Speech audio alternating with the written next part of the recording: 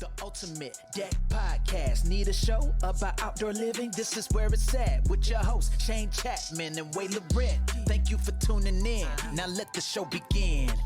Yeah. The Ultimate Deck Podcast. Let's go.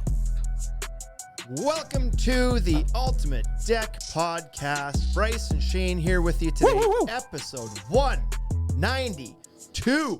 We are closing in on 200 in short time here. It'll be a party. We've planned about planning. We've planned about We've planned to plan right something for the 200. I don't We've know. planned to plan the planning. Just plan to plan plan. I think you need to say plan a couple more times. Plan. So, I don't know if anyone wants to pay us copious amounts of money and do stuff on 200. We're listening.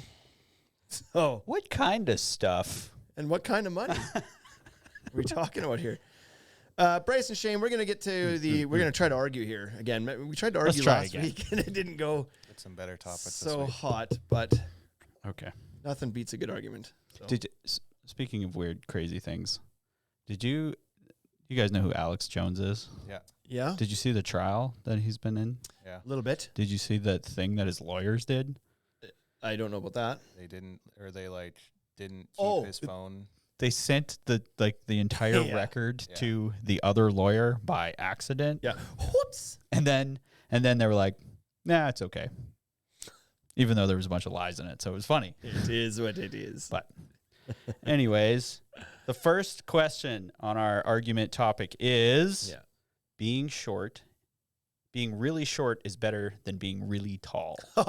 Yeah. I wonder who picked that one. No, it's not. Disagree. Being like averagely short is better than What being is really tall? averagely short? Okay, what are we considering to be tall versus short? What's the marker for? And we're talking about for men here, right? Oh, yeah, for men. Because that's what we are. Not because we have anything. We have nothing against We women. can Nothing talk against about women. what we know. That's why. Yeah. That's right. Okay, so What do you know?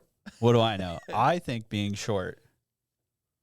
What's the average male in North America? Like 5'10"? I bet you it's like 5'7" or 5'8". Holy No, smoke. it's not that. You think I'm average? You're 5'7"? In a lot of ways, yeah. Oh, I thought you were like.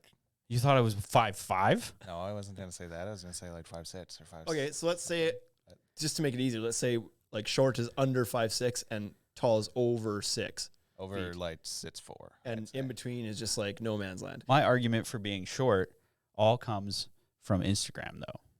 So the good thing What? about being short is if everybody else is tall around you, you look better to them because they have a better angle looking at you. This is, yeah. While every tall person looks a little ugly. That's probably true. Like, I'm sure it's not black and white. Like, there's a pro for being short, and then the rest of them are cons, and then being tall, they're mostly just. But like, if we're talking like overall, You can get in any door. You you're don't have to tall. worry about Except- ever bumping your except head. if the door is to a kiddie ride Yeah. at Disneyland. Okay, yes. You're like, don't meet the height requirement. But if you're tall, everybody can see you from like in a crowd, right? Yeah, Yeah, why you're would easy to why find. would you want that? That's good Maybe because you want to like be found. What? imagine there's like a swarm of people and like your family's trying to find you or something, or Yeah, and like you're, you're like, traveling. Dodging in between legs because you're Yeah, Like, so- survive. There's more of you to step on if I you're don't on know, the ground. man. I don't like. I'm 6 foot. Like I pushing 6'3". I feel like I'm on the backside of shrinking now. I feel like I was up to 6'3". Now I just put 6'2" on things because I think I got to like 6'2" and 3/4. I was like, I'm 6'3", and then it's like next time I measure it's 6'2.5". I was like, I think I'm just 6'2" now. Yeah. I can't recall one time in my life where I was like, I wish I was shorter. Oh, that's fair. But have That's you ever fair. wished you were taller? I've never wished I was taller. Really? Never. I'm like 5'7".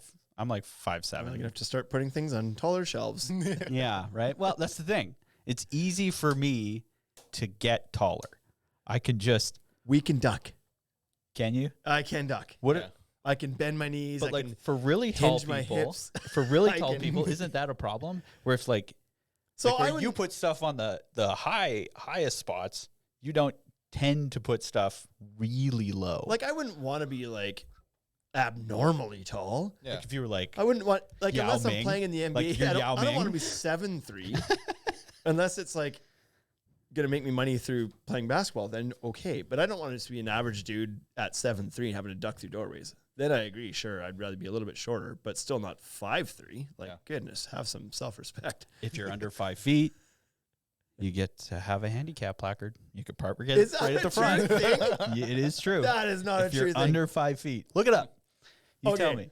So then you just answer your own question there. If they consider being too short a disability, then but when you're I think like who's that? There was that giant in Saskatchewan. He died really young because he was too tall. who, the giant from Willowbunch? The Willowbunch giant? Yeah, I think he was Andre- only 26.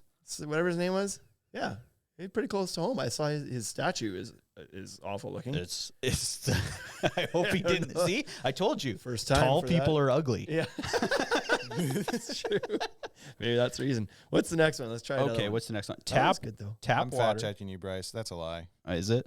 Is height a qualifying condition for a disabled parking permit? No, it is not. Ah, You can't just come on here and make shit up for I you. can actually. I did actually. That's good. That's what we usually do. That's what so. Google's for. So. Now we have like someone who can do it all the time. Yeah, we could until Fact we got checker. a fact checker. Tap water is just as good as bottled water. Nope. Yeah, I mean, in taste, like just or like good for you. What do they say? How do you Doesn't even? say. I'd qualify it as taste. Taste wise. Let's go with taste. I think tap water is just fine. Where do you? I will like, drink tap water. I think it's just fine too. But don't you find it weird when you go to a different city that you're not from and water tastes weird to you? Just because tap water from every place comes from different sources, whereas bottled waters consistently tastes like nothing. Exactly. Yeah. So I would. Bottled water just tastes wrong. You know. I Like, think bottled but- water just doesn't taste like he- anything. You know what? I agree that it's probably 100% mental, but bottled water to me, the reason why I like it more is because it's always going to be cold. I don't drink warm bottled water, but yet tap water is always warm Right. or like mildly cool. yeah. Right. I agree. And when I think of bottled water, I think of like cold, refreshing bottle of water, and that's what tips the scale for me. When I think of bottled water, I think of like the bottle of water that's been sitting in my car for like a month in the sun. That's not the one That you'll grab when you're really thirsty and you open it up. It's like tea. It's so hot. So I'm a big ice guy. Like I want my drinks cold. We just talked about this. You brought a bottle of Coke in. I was like, oh, this is perfect because it had an iceberg in it, Do you have an ice maker? in like built into my fridge. Yeah. Oh, Crushed we ice? we bought my daughter for Christmas last year an ice maker because she likes ice so much.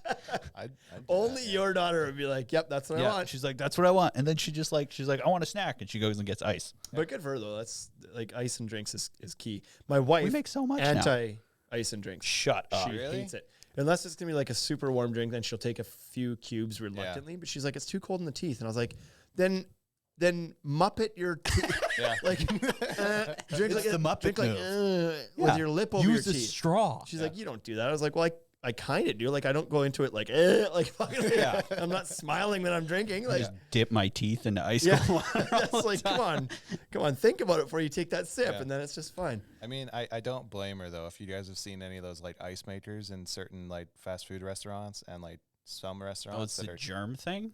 it's like I don't like ice from fast food restaurants because it's like how often do they actually clean it? And Right. I've seen what dirty ice makers look like. Yeah, they're fair. gross. But when you go to A&W and they don't have ice makers, they don't put ice in their drinks. Yeah. That's a piss off.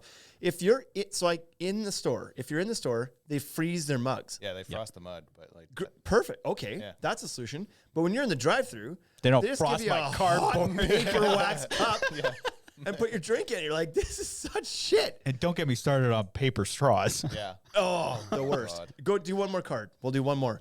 Paper straws. Yeah, Yeah. that's the Paper dumbest thing. Slurpee straws are terrible. I had Paper one the straws other day. poked through plastic lids. Like, come on, if you're gonna make something paper, make it the lid. Okay, here's the last one. It's okay to have the air conditioning on and the windows open in the car.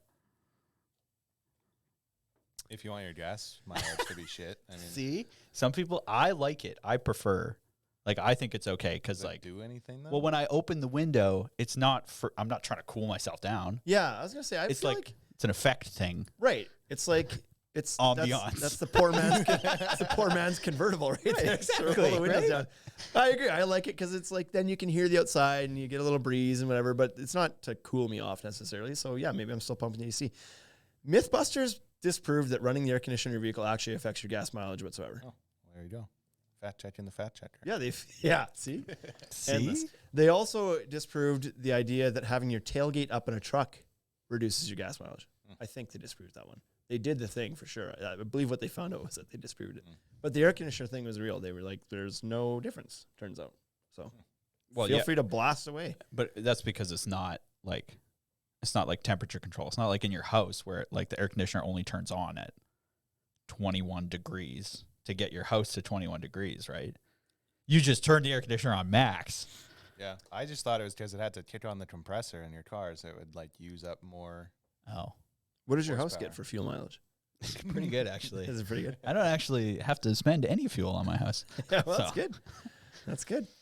That I just want one more question. Okay. Then about that. Sure. Are you the type of people that like to like Who's you people? you and Kyler Who are you calling you people? use people? Are you like all on or all off with the fans, Oh, or yeah. are you like you'll do the gradual thing? Nope. I said it like I 2/3. hate that. Like, Piss if it's- around. Get in or get out. I'm a man of extremes. I've had this conversation with people in my vehicle before. There's no like you might as well eliminate the whole middle range of my thermostat in my vehicle. If I'm hot, I'm going full blast AC till I'm not hot anymore. And if I'm cold, it's full blast heat. So There's how no do you like even control Yeah, that? don't you get headaches? by turning it on and off. Yeah, I do get headaches. Not in my vehicle though. Like when the cold air is blowing right on your face, like I get such a bad headache. Like I can never crank it max. I love So that. I you- will like You want to know as cold as possible. where else I'm an all in or all out guy? And this comes up with my wife again.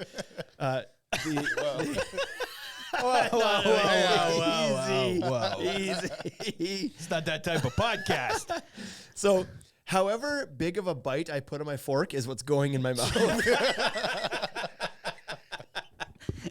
So if you It if you doesn't twirl matter. too much spaghetti, it's Right. over. It's like there's no going back.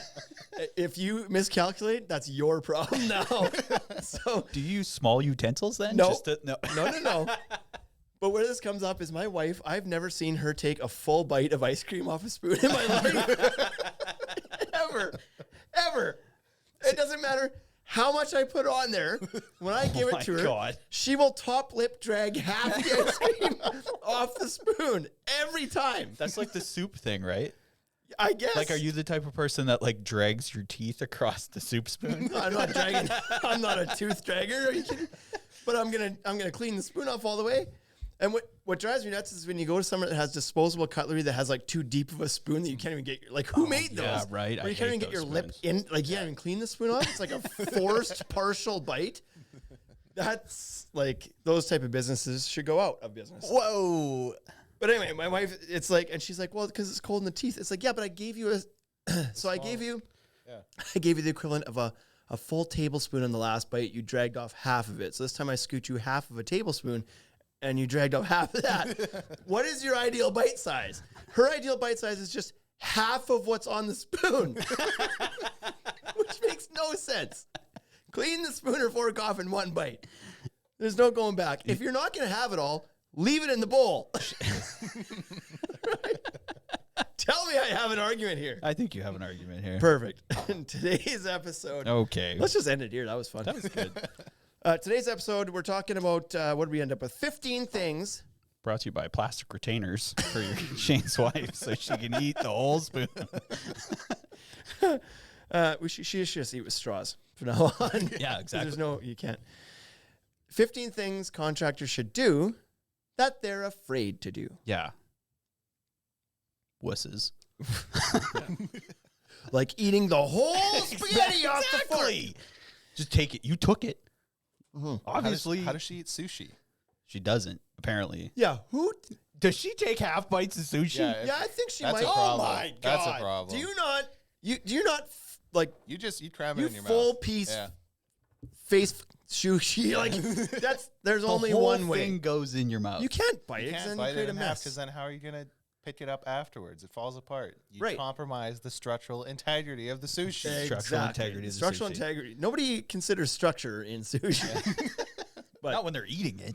but that's what the seaweed wrap is there for. It's Yeah. to hold it all together. You bite that in half, you got nothing, kids. Number one. So don't be scared. Don't be scared to take a full bite. Doesn't matter how tall you are. Take Doesn't a full matter how bite. tall you are. Take a full bite. It's funny they don't make smaller mouth sushi. You know, like Yeah, you'd think it'd save on cost. right? You probably Like- charge the same amount. Kids bite size or like under 5'6" size sushis. Ugh. 15 things contractors should do that they're afraid to do. Number 1, charge for estimates. Charge for estimates. This I feel like we are a broken record on this one. Yeah, we are. I feel bad even saying it again, but here it is. So I don't. What most contracting operations are doing now, the ones that are charging, is they're charging to do a full consultation. Like if the client's expecting you to come to their house, spend time with them, teach them things, talk through the project, go back, figure out a quote for them, potentially do a drawing, potentially do a rendering, potentially do a full takeoff, price out materials, put together a proposal, deliver it back, follow up. If they're expecting all of that, that's a when lot guys- of things. It is a lot. It's a lot of time. It's a lot of things. A lot of, I don't want to say guys, but a lot of people that are contractors are starting to clue into being like, that's a significant sunk cost for me. Yeah. That we're not recouping. And we're doing these over and over and over again.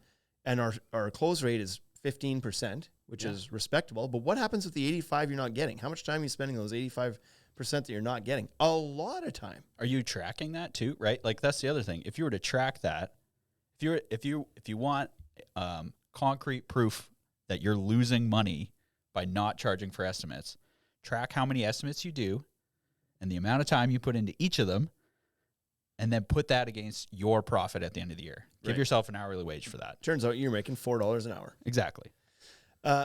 So charge for those full consultations. If you want to give ballpark quotes, that's a different story. If somebody wants to phone and be like, hey, how much for my deck? And if you can get enough information from them on that phone call to be like, oh, okay, well, it's 380 square feet and there's a set of stairs this big, you can safely say this is going to be $32,000 roughly, or $30,000 give or take.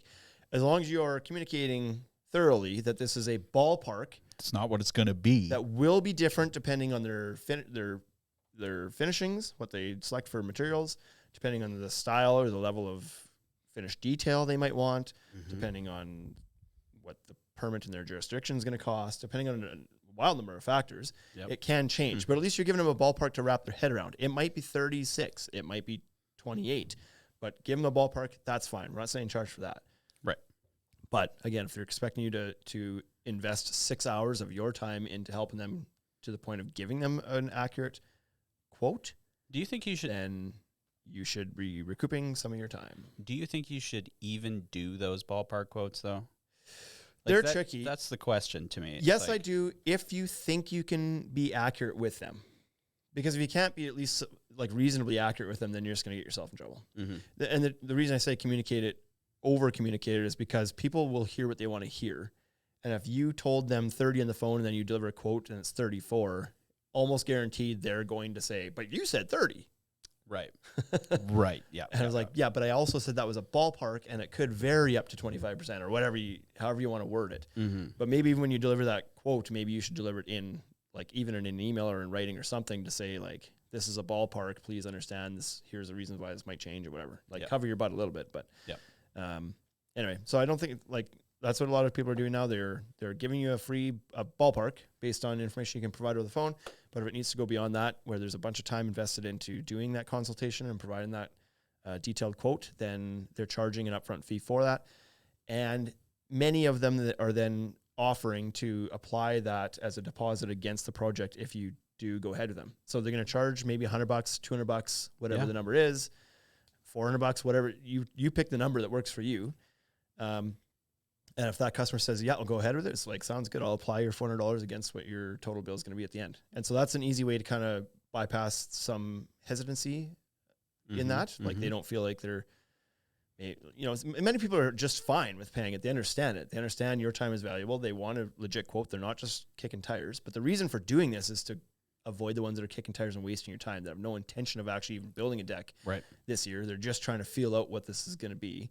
Or they're going to take you all the work you've put into it and go to somebody else and find them to try to do it cheaper using all the work and time you spent. So this just helps to weed out you're all of a sudden your close rate goes from 15 to 90 because you're only talking to the people who value your time and are ready to actually build.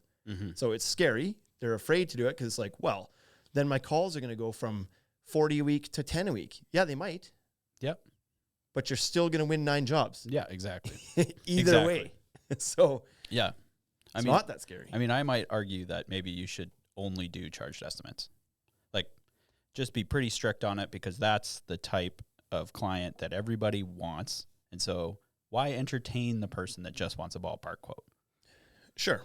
It's just, it doesn't cost you anything to say it over the phone if they No, want, right? And it if doesn't. So up to you if you want, but the whole like giving away your time for free is what we're after here. Yeah. Like, don't be afraid to start doing that because it is scary. People are afraid they're going to lose business. You're not. You're not. Anybody who's ever done it has never lost business, and they've all come back saying, this is the best thing I ever did. I have so much more time now. I'm as busy as I ever was, if not more. The projects I'm getting are bigger, better projects. I'm just not having to deal with all the tire kicking, the people that were wasting time before. So Exactly. there you go. Number 2, trusting your people. So trusting your crew and getting off the tools yourself.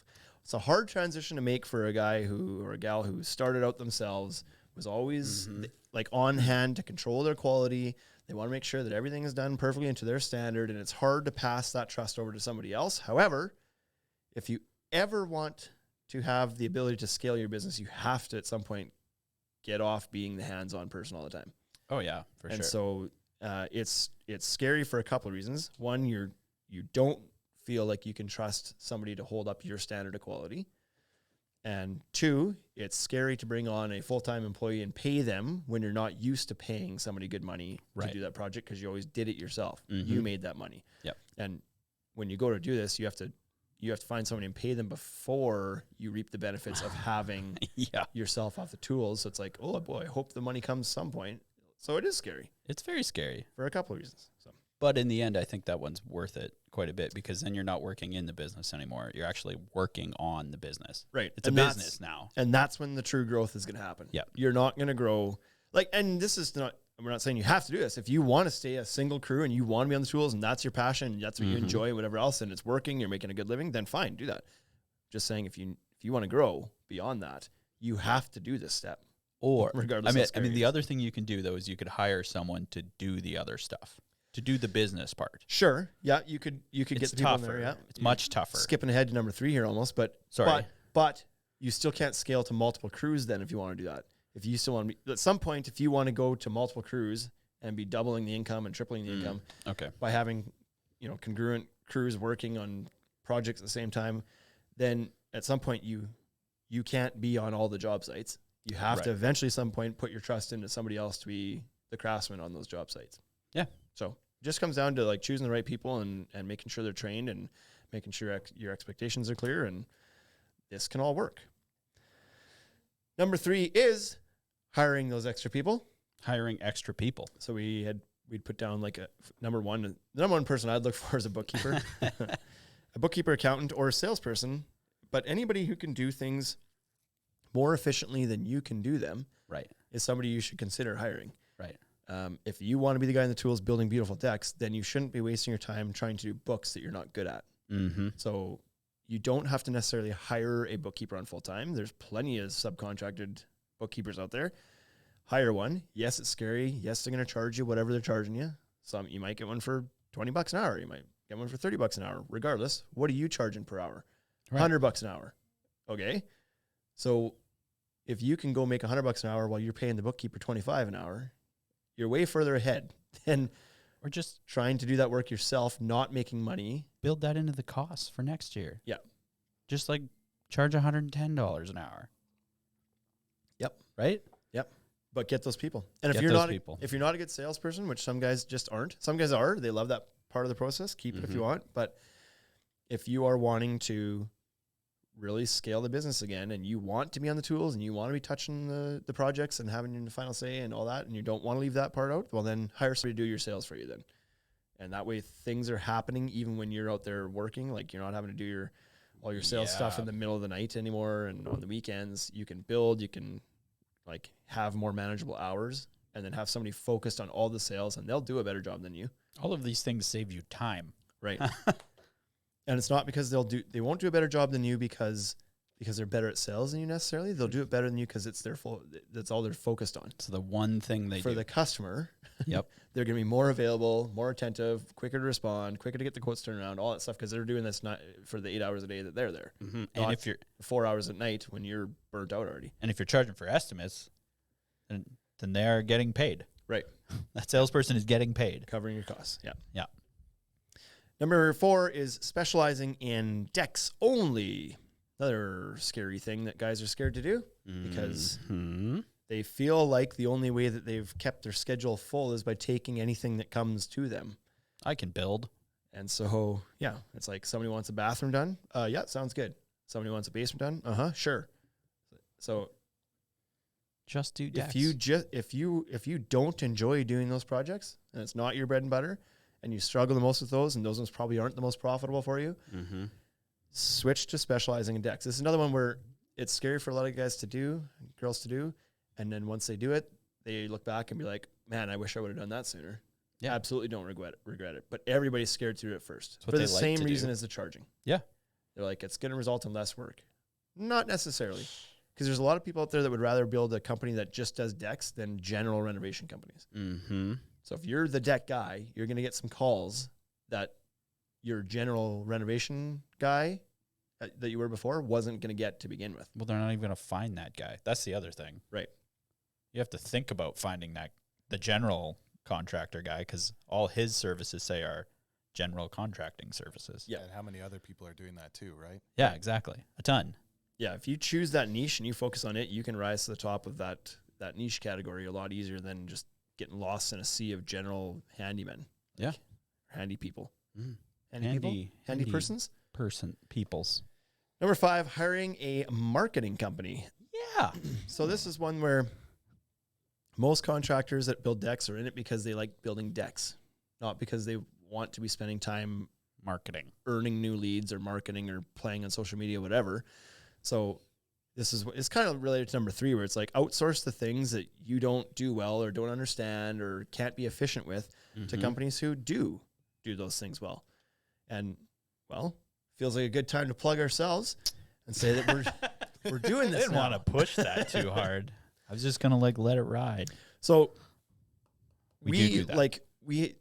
We were contractors before. I was a bit of a different breed because I was more of a marketing guy in my background than I didn't take trade at school. I took marketing at school. So this was Right. already in my wheelhouse. I understood it, whatever. But most of the contractors that walk through our doors or that we just know in the industry are not. They did go through a trade school potentially, or they were raised in a construction environment, or they got into it that way. They don't have that background in business necessarily in marketing. So we've done our own social media and I think garnered a fairly decent reputation for it here. And now we have our Tuds Media team, of which you guys are, Bryce, Kyler, and Jacob, that formed our Tuds Media. That's now doing all this stuff for contractors. So we're in the industry. You guys have learned all about the products and how to market these different, like this industry specifically. And we're handling all sorts of things from web design to search engine optimization to social media content management to strategy to everything that you need to kind of like earn new leads. And it's not just us. It might be a local company you can work with as well. Yeah, But if exactly. you want to It work with doesn't have to be us, us. shoot us a message because we're available to do it. All of this stuff can be done from afar. Yes. Like we're working with guys in the States. We don't have to be on site all the time. We can do a lot of this management stuff from afar. It doesn't matter. Sometimes it's nice to be on site to get some pictures, but maybe you can do that. Video and stuff you will Sure. probably need to be on site. But Yeah. I mean, Some of it 98% of it is. Some of it would be required. Sometimes we can just get the content from you or have somebody else shoot the content there and send it up, or we can come down or whatever. Depending, we can work with all budgets. So can any marketing company. You can carve out and have them do the services that you might need them to do. Yeah, and there's you don't have to take it all at once either. Yeah. Start small. But if you're looking for some badass mother, you want to handle your stuff, well, I don't know. I think you guys are pretty badass. Thanks, man. Thanks, Shane. Number 6, capture your overhead in your price. I don't know. This is something that they're afraid to do. I think it's more something they don't understand. Or they're ignorant to. Not ignorant as in they're ignorant people. That they're ignorant that they're not aware of it. Yeah, I mean, it's hard to think of sometimes. But, I mean, it goes along with, charging for your estimates. Charge what you're worth, because what's happening is you're forgetting parts of your business that you're not charging for. 100%. Early on, when guys are starting out and girls are starting out, and they, if they're not well versed in business, they can tend to walk into this thing and be like, well, what do I want to make an hour? Well, I'd like to make $30 an hour. So they charge $30 an hour. Yeah. Right. They haven't left anything in there for the cost of running their business or a profit on top. Well, you're not making $30 an hour at that point. Not even close. Nope. And Not so even close. The first step is to make sure you have the overhead captured in there. What does it cost to run your business? What does it cost to fuel your truck? What does it cost? Did you buy a trailer? What does it cost to run that trailer? What's the cost of your computer? What's the cost of running that? Are you leasing space out of your house? Are you leasing space out of an office? Do you have employees? Do you have like all these insurances and all this stuff is like carves into the money you're making heavily. Mm-hmm. You need to make sure you're charging above and beyond to capture the overhead in your price, or else you're out of business in like 2 years tops. Yeah. I mean, like you can only float that for so long and pretend it's not there. but like, and you don't have to show the customer this though. You just have to build this into your price. Yeah, they don't necessarily need to see the breakdown. You don't need to say like, this is what I pay for my water. Over- This is what I pay for my gas. water fee, fuel. But we were Took me talking about this 5 earlier minutes today. to walk from the truck to the house, so I'm going to charge you for that. We were talking about this earlier today about different businesses that do break down all these fees, and it feels scammy. We were talking about car dealerships. It's like you go to buy a new car, and it's like cars, $50,000 sounds good. You sit down, and it's like here's the final price, 63. And it's like how I get that the taxes brought that to 50, whatever. But how did we get the rest of the way? Well, there's an administration fee, and there's a dealer fee, and there's this fuel surcharge and an air conditioning surcharge, and There's a little bit of everything. and I don't know, whatever, a transportation charge, and like all these things. And it's like, geez, can you just put that in the price? Like, I feel like you're nickel and diming me with fees now. But for a business owner, it's definitely good to break it down for yourself. Yes, you need to understand. Put that into your, like, somewhere into your cost as a line item. That's right. And number 7 is don't be afraid of profit. A lot of people feel like profit's a dirty word. It's like, it's a capitalist word. Profit. Right? But you have to be able to make a profit. What are we doing this for? Sure, it's to scratch your itch and like live your passion kind of thing. But at the end of the day, you have to be able to make a living and you have to have a profit. What happens if you don't have profit and your business has a down year? Yeah. You have no rainy day fund if you don't have a profit. Well, your business doesn't survive, right? Right. The business goes out. What happens? You might survive. What You can get happens when another you job. need to, like, what if you didn't calculate into your overhead that you need to replace a trailer or add a second crew or something? Well, that's like some things are going to have to come out of your profit. So don't be afraid to add a profit onto that as well. So those two back to back. Add a profit. Like, that's the other thing. Like, take what you normally charge and throw a profit line on there and be like 20%. Yep. Because all that stuff that you calculated, that's just costs of running the business, including paying yourself. Yep. And if you run into customers who are going to have an issue with you making a profit, Right. Start charging for your estimates, and those ones won't call you anymore. Yeah, exactly.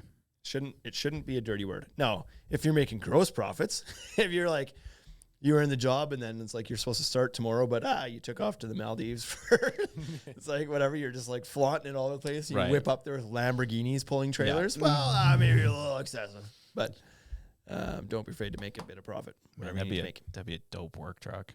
Imagine if you could pull a trailer with the Lamborghini. Well, don't say it can't be done. There's no trunk space, so I had to just pull this trailer around with me. You have an idea how hard it is to put a table saw in a Lamborghini? Number 8, this one's going to be controversial. Break down your price for your customer. So I don't believe that you need to break it down to line item pricing for your customer.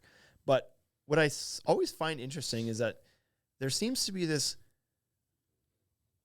brotherhood, sisterhood of contractors where it's like, if a customer ever inquires about what's included in that price or a breakdown of the price, that they all just be like, red flag, the price to do it is this and the price to not's 0. So your choice, I ain't breaking down shit.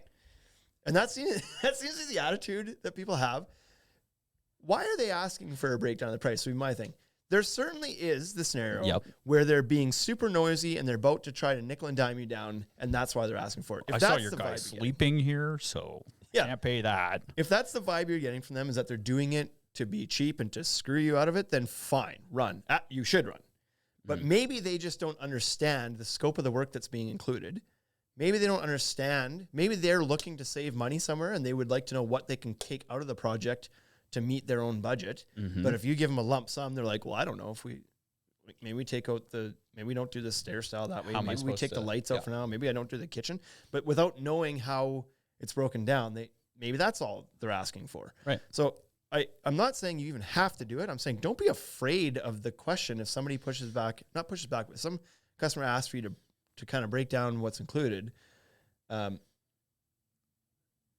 Cool your jets a little bit and think about what they're asking and try to solve the problem without just going and getting your defenses up right away and be like, oh, this guy is just trying to screw me. A little bit of breakdown, though, I think is where you need to be. I think like, a little you bit of need to be in breakdown. the middle. Yeah, exactly. I think a little bit of breakdown can avoid right the off the bat. situation altogether. Labor, materials, extras. Something like that. Here's what the kitchenette area even is that. going to cost. Yeah. Here's what the lighting package is. Here's what whatever. If you just break it down to like a somewhat high level breakdown, at least they can understand roughly where the money's going. Not enough to like be trying to like nickel and dime you or do it themselves or whatever they're trying to do. But at least they know, like, you know what, the budget's not there. The lighting package looks like it's worth $4,000. Let's cut that for now. We'll do that later. Right. Maybe that's all they're after. Yep. So don't be afraid of the question. Number 9, take time off for you and your family. Especially during the season. Yeah, We more are during the season than winding anything. down. Yeah, no, we're not, Bryce. I mean, it is August 26th. I mean, that's the problem with having a birthday in August. It's like basically It's like spring. the end. Basically spring. Our kids are going back to school next week. You know what, though? I agree with you that as far as dates go and norms, that this is the back half of summer, and it is Especially winding where down. it could snow. Not yet. This year, this does not feel like late summer right now. No, it's pretty hot out. It feels like middle of summer. The weather's good now. It was such a late start to the spring. We're busier now than we were in the spring. Yep. It just feels like the whole season kind of shifted back a little bit. I had heard when I was up in Saskatoon on the radio there, they were saying that the forecast for September was looking like hot and good. I was like, you know what? We're just having a late summer this year. Yep. So the date is late, but the season itself, it feels young. It Feels young. At least middle-aged. It's young at heart. But take time off. And so we are talking about in the middle of the season. And it's hard for contractors to want to do that because in their head, if they ain't working, they're losing money. Right. And so it's like, oh, I can't take time off in my busy season. Yep. I was guilty of this. Even when I was working here, I was guilty of this for the first number of years. I never took a vacation in the summer for probably 5 or 6 years working at the store because I was afraid to. Wade, gone all the time. I mean, he's not even here now. Like, guy can't even show up for one podcast. Right? And I've gotten to the point now because I feel comfortable that we have the people in place. That's why I feel comfortable now. Yeah. I didn't feel comfortable before because I was still if one person was gone, customer experience was impacted. It's like now we were shorthanded. Now we have a team where it's like the day-to-day operations are fine whether I'm here or not. I don't need to be here. If I'm gone for a vacation, it's okay. Right? So that's a different story. But even if that's not the case, you need to be able to carve some time in. Schedule it in. In the middle of summer, maybe you need a week off to go recharge your batteries, make sure your wife and kids aren't being neglected. Your people might need, if you guys are going hard all summer and it's hot as hell and you're putting in 40, 50, 60 hours a week, Yep. break in the middle is probably not a bad thing. You might come back and be more productive. Right. You might not lose out on as much as you thought. Yep. But certainly the spirits and the culture will be a little bit better if you do It's allow yourselves to take that break. And so you work an extra week into the fall or the winter before you usually Sure. take time off. Yeah. It's like, oh, well, Yeah. But even it's going to be nicer some than people any will way go- to work. some people go 7 days a week. Yeah, that's crazy. Because it's like it's summer and make hay while the sun shines. Yeah, well, maybe you should take weekends for yourself. Yeah. Or at least a weekend day. Something. Something. Claw back something.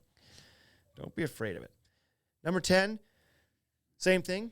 Schedule, well, not same thing, This but was same, only same ten, fear. this was only 10 points. I just want to note that when we started this You left podcast, for it was 10 only minutes, 10 that's points, why. and then I left.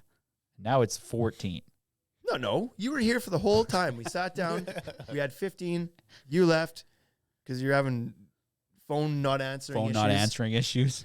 Number 10, schedule admin days / non-billable days. So this is another thing that for the same fear as number 9 is like if I ain't out in the field building stuff, I'm not making money.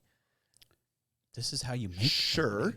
But if you ain't taking these days to do your admin stuff and your estimates and all your other stuff, then you're doing that in the middle of the bloody night Yeah. or on the weekend when you're supposed to be spending time with your family and you're working too much. You're losing So- money, really. Probably. So take a day off, schedule it in to catch up on that stuff frequently. Don't leave it all till the very end of the year and then try to catch up all your books and catch up all your stuff at the end of the year and whatever.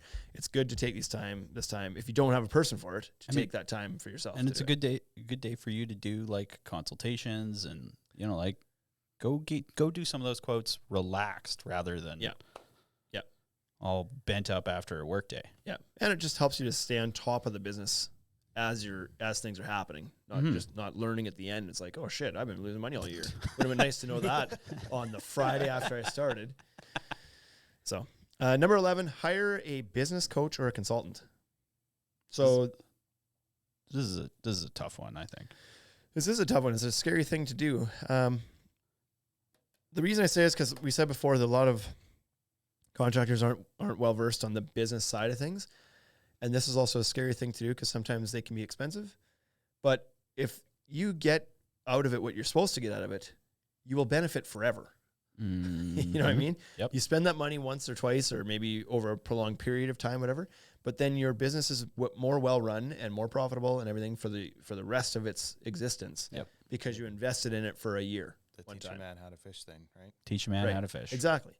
Yeah, but it's a scary thing to do because you're like, oh, if I hire a business coach, then I'm gonna have to pay them thousands of dollars, and then I have to take time off. What's the ROI on it, right? Like, couple fears. Yeah, you can't you can't quantify say that. like, oh, if I spend $12,000 on a business coach, then that's gonna make me $100,000 more. But you can't like, will it make more? Yeah, you will. It's not quantifiable.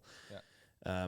But if you run a better business, you will run a better business. You will run a bit. And the nice thing I think about business coaches too is that, like, yeah, they're expensive, but they tend to keep you accountable.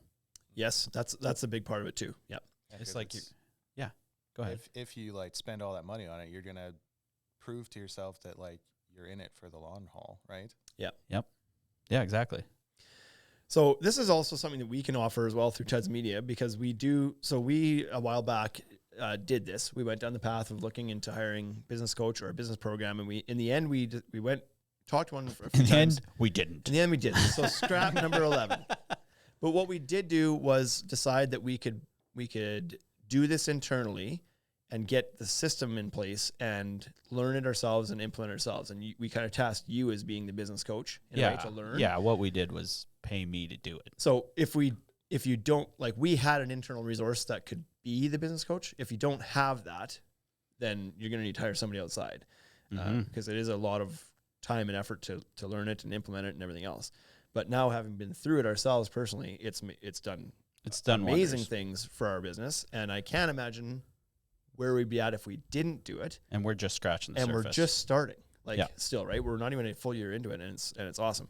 But so from our past business experience and education and strategy and all that stuff that we already had, I believe could give value to people. Add in what we've learned over this last year through our system. I believe that now we're at a position where we could pass that along and effectively help others as well. So if you're interested in that, Ted's Media can help you with that as well. Number 12, hire another crew. I know some guys personally, like guys that are clients of ours or customers of our contractors who struggle with this every year. They're like on the verge of, right? Like they're so slammed themselves with a single crew that they're like, I should really try to do another crew. But they're not confident that they'll be able to keep that second crew as busy as they are now. It is tough. But you'll never know unless you do it. Yeah. And odds are if you are slammed, like if you're booking 8 months out, okay, well then you probably end up booking 2 crews 4 months out.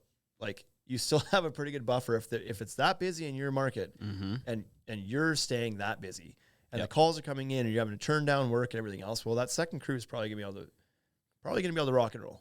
So, oh yeah, for sure. Yes, it is something like it's something you're afraid of because what if they're not? What if they're not busy? How do I pay those guys if there isn't jobs coming in? You charge for estimates. You should. There you go. Refer to 1 through 11. But you just don't know until you do it, and then once you do it, then the work will come. If you're already that busy already, you will stock up that second crew. Yeah, I mean they're increase your capacity and then fill it. Exactly. That's exactly what it is. And then maybe at the same time you do need to hire that sales guy. like maybe that's what needs to happen Man, to keep those two That's crews. a big jump. That's scary. It's That's huge super jump. scary. It's a huge jump. But then you like with 2 crews, now you need somebody to organize the jobs too. Project manager. Project manager / sales / whatever, like, and or Yep. maybe that's you now. Maybe you have to get off the tools to make this move, but multiple crews does complicate things quite a bit. It's not just keeping them busy, but there's a whole organizational aspect, a quality of work aspect that needs to be covered, and so on and so forth. Your overhead increases, so you cover that, but also does your ability or your capacity to make profit also Yeah. increases. I So feel like going from 1 crew to 2 crew is a big jump, and 2 crews to 3 crews is less of a jump, and 3 to 4. It gets less because you technically have to find less, right? Yes. Like you're doubling the amount of jobs you have to find in the beginning, Sure. but then you're not. well, and you to go can to 3. amortize those additional overhead costs of the people you need to hire to even organize it. So if you end up hiring a project manager or a salesperson or something to do the 2 crews, that same person can probably manage the 3rd crew as well. So all of a sudden your costs are like kind of distributed a little bit more amongst the crews. It's a little softer. Right. Number 13 is say no to customers. Yeah. Screw you, customer. It's pretty. We don't want your money. Hey, you know what? There's a lot of power in knowing you don't have to have their money. There's a lot of powers. I don't know if power is the right word. I think you're right. I think it's power. There's a lot of leverage. Confidence. A lot of leverage in not having to win that job. Work with the people you want to work with. Yeah. This is just like a general thing of like, don't be afraid, because so many people get caught up in like, I just have to say yes to everything the customer wants because the customer's right and I need to do this and I can't afford to lose a job. I have a can't mortgage, afford to I got take a 5 risk kids. and whatever else. But if the customer is doing things that are not sitting well with you and they're making requests that are not reasonable, it's okay to say no. Yep. And if you have a bad vibe about a customer, it's okay to say no and not take a job. Bad vibes. So if there's ever like, I'm a big proponent of your trusting your gut, and if your gut's telling you something's off, like, has your gut ever failed you? No. Did you see all Except of for that after hot the sauce hot that I wings. ate? Yeah, I was gonna say. Oh, wings after that. It failed. But I don't remember times where, well, I guess maybe you'd never know, but like every time that I have had a gut feel and not trusted it, it's burned me. Yeah. Intuition is a sixth sense that is real. Mm-hmm. So trust it. Say no if it doesn't feel right, and that's okay. Yep. It's empowering to be able to say no. Yep, for sure. Number 14, stick to your price. For all the reasons above, you have a lot of costs you have to cover. Your overhead, your profit. Once you've figured out your price, stick to it. Right. So for you to go out there and be like, and figure out what you need to charge to make all these things happen, And then some, so the business grows. right? If you then do not have the confidence to stick to what you've discovered, then what good have you done? Yeah. I need to charge $30,000 in this job in order to pay myself, pay my staffers, pay my overhead, pay my profit, all these things. And then the customer's like, well, can you do it for 25? And you're like, sure. well, what did you just do? $5,000 to just You axed give off away? all your profit and a chunk of your overhead. Like, you've lost money now. Like, Yeah. So the customer didn't do all that effort and math to figure out what you needed to make on that job to do it. They're just hunting for a bargain. Mm-hmm. Are you a bargain? No. Are you the giant tiger of deck builders? Oh. Are you the bargain shop, the dollar store, the Dollar General? Man, could you imagine if you started a business, a deck building business, and you were like, dollar decks, Dollar decks. the All day dollar long. store of decks? So figure your price out. Have some confidence in it. Don't be afraid to say no to them requesting discounts. If they don't go with you, that's okay. That is okay. There will be another one right after them. Do you That'd have be a the rebuttal? next guy's problem. Yeah. Is there a rebuttal that you can make to them though? Like what would you say if someone was like, "Can I get $5,000 off?" I would just say no. Would you just say no? You've I already don't know said that no. you feel like, I don't know that you need to go in and defend and have a huge rebuttal to it. If you feel the need to explain, like, I would leave it pretty high level and just say, like, unfortunately, we run a reputable business here. We have our costs figured out on what we need to make every job. This has been figured out to be as competitive as we have to be while still being able to run our business efficiently. So I can't discount it anymore, or else this is going to be a project that we're not going to enjoy doing nor make money on. And you don't want that either. If you need to get to that price, let's figure out something that Sure. we can axe. Absolutely help them, because Yeah. if it's a budget issue that they just don't have the 30, they've only got the 25. Right. Okay, well, that's fine, but you have to make the concession, not me. If they This have- is your deck, not my deck. If they have the 30, you should pitch to them that we'll give $5,000 to charity. Sure. But there's ways to maybe, if that's what they're after, is just reducing cost, sure, you can do that, but not by discounting and giving things away for free. That's not, because then you're on a job that you even hate being on. Now you're disgruntled the entire time. You took a job you're not happy with, You're going to cut corners, and you're like, potentially. it's not going to go well. The rest is going to go crappy for No, you. you're going to feel like crap doing it.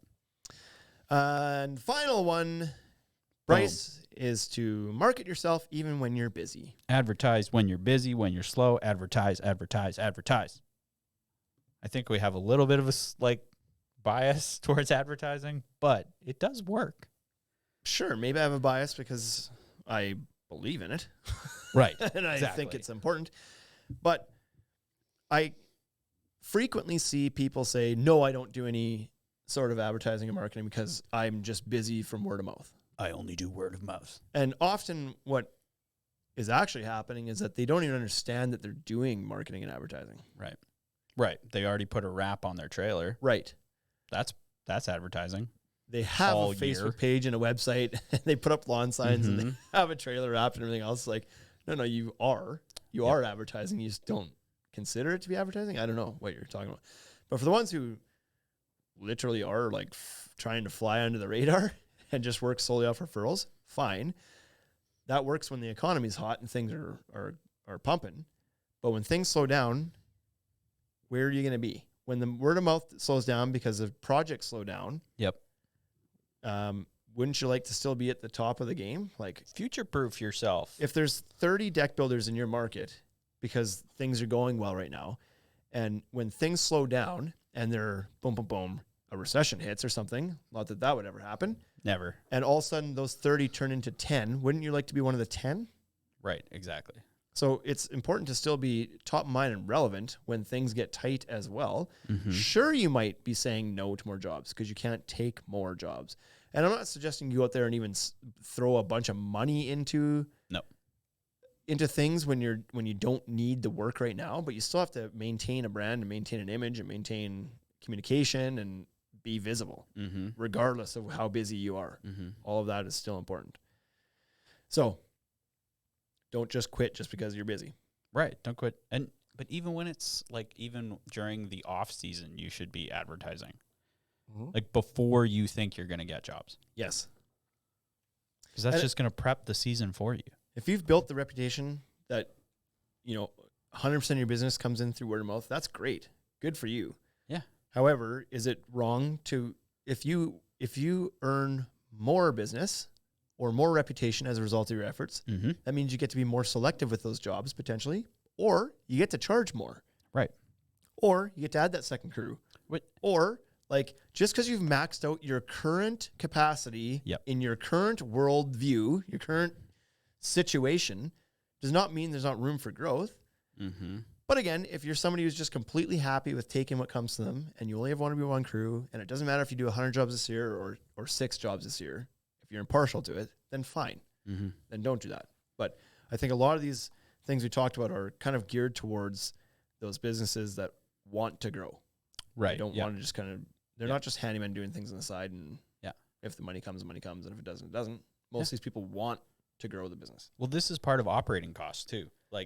That's one thing that we didn't tie back into it. It's not costing you money if you build it into your price during the season. Yep.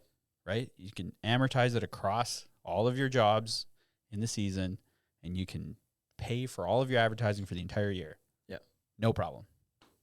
The one thing the sign of a business that's about to go out of business is a business that cuts their advertising as a cost cutting measure. Yep.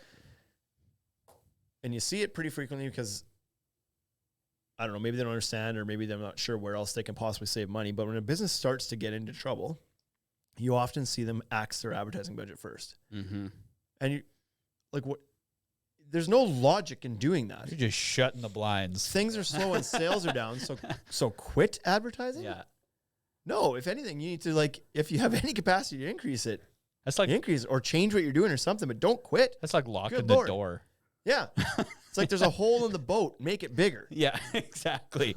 Like, what do you? Yep. Okay. Yeah. So never wise, in my opinion. So I was 15.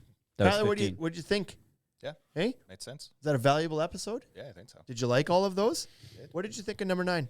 What did you think of number 9? To be honest, I don't remember which one was number Take 9. time off for your family. For you. I was just messing with you. I don't have to take time off. I take weekends. Oh, okay. Yeah. I mean, it's important. We've settled into pretty solid 40-hour work weeks here Yeah, and taking time exactly. off. Sure. Okay, well, that's it for this episode. I guess next one's going to be 193, which puts us exactly 7 weeks out from 200. Yeah, we might have to delay potentially. Maybe do Depends. some. We have some ideas, so Some fandangling. Tech Expo's coming up. We're yeah, gonna try to we'd maybe like to do it there. That'd be nice to do it at Tech Expo. Yeah, Cough, we'd really cough. like to do it there. So if anybody wants us to come to Deck Expo, let us know. Yeah, right? We'd We're love to do open. podcasts with you, especially 200. Mm-hmm. 200. 200. Make sure to With our improved new video and capabilities. improved. What does that mean, 200? Does that mean we've done an episode a week for 200 weeks. 50? Like, we're coming up on 4 years? 52 weeks. Yeah. There's been maybe a couple extra ones. No, but we never numbered those ones, the Yeah. extra ones. No, the sponsored ones are never numbered. Holy smokes, hey? Yeah, 4 years. You did the first year by yourself. I believe that I started in December, so it must be 4 years this December probably is what's happening. Yeah. Wild, hey? Mm-hmm. Episode 200, 4 years. Let's do it. Okay, Bryce, why don't you hit that button? Let's get this show on the road. I'm Kyler, but yeah. Bryce. Usually Bryce. It's not working. Bryce.